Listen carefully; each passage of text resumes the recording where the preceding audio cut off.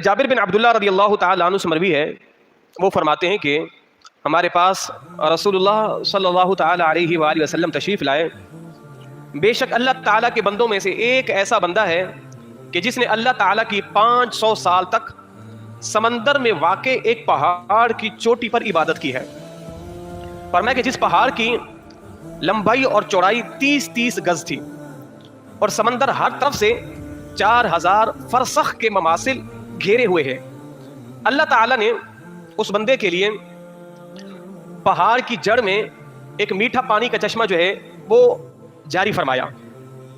اب وہ بندہ کیا کرتا کہ روزانہ نیچے اترتا اور پہاڑ کی جڑ میں ایک میٹھا پانی، وہاں سے جا کر وہ پانی پیتا، اور اللہ نے پہاڑ کے اندر ہی اس کے لیے ایک انار کا درخت بھی پیدا فرمایا۔ اب وہ بندہ روزانہ نیچے اترتا، وہاں سے میٹھا پانی پیتا، ایک انار توڑتا، انار کھاتا، میٹھا پانی پیتا، اور پہاڑ کی چوٹ پر آ کر وہ عبادت میں مصروف و مشغول ہو جاتا۔ 500 سال تک اس نے عبادت کی۔ اللہ تبارک و تعالیٰ کی بارگاہ میں وہ دعا کرتا ہے کہ اے پروردگار، میں تجھ سے دعا کرتا ہوں کہ تو مجھے 2 نعمتیں اور عطا فرما۔ 2 نعمتیں بولے اور عطا فرما۔ ایک نعمت، ایک کرم نوازی مجھ پر تو یہ فرما کہ اے پروردگار، مجھے جب موت آئے تو موت سجدے کی حالت میں آئے۔ مجھے جب موت آئے تو سجدے کی حالت میں آئے۔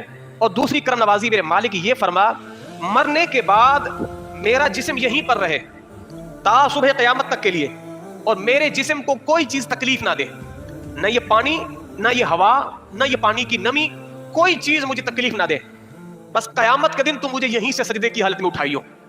اللہ اکبر۔ اللہ تبارک و تعالی اس پر یہ کرم نوازی فرمائی، اس کو سجدے کی حالت میں موت عطا فرمائی، اس کے جسم کو صحیح سالم رکھا۔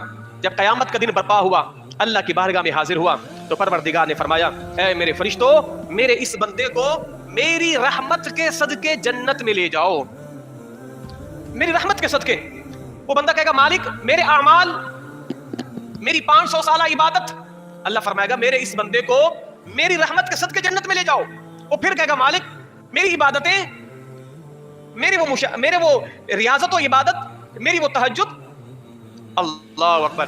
اب اللہ تبارک و تعالی فرمائے گا اب اس طرح کرو، میرے بندے کا مواخذہ کرو، میرے بندے کی پکڑ کرو، اس کی 500 سالہ عبادتوں کو ایک طرف رکھو، اور میں نے جو اسے نعمتیں دی ہیں ان کو ان نعمتوں کے ساتھ موازنہ کرو، تو لو میری نعمتیں زیادہ ہیں یا اس کی عبادتیں زیادہ ہیں۔ اللہ اکبر۔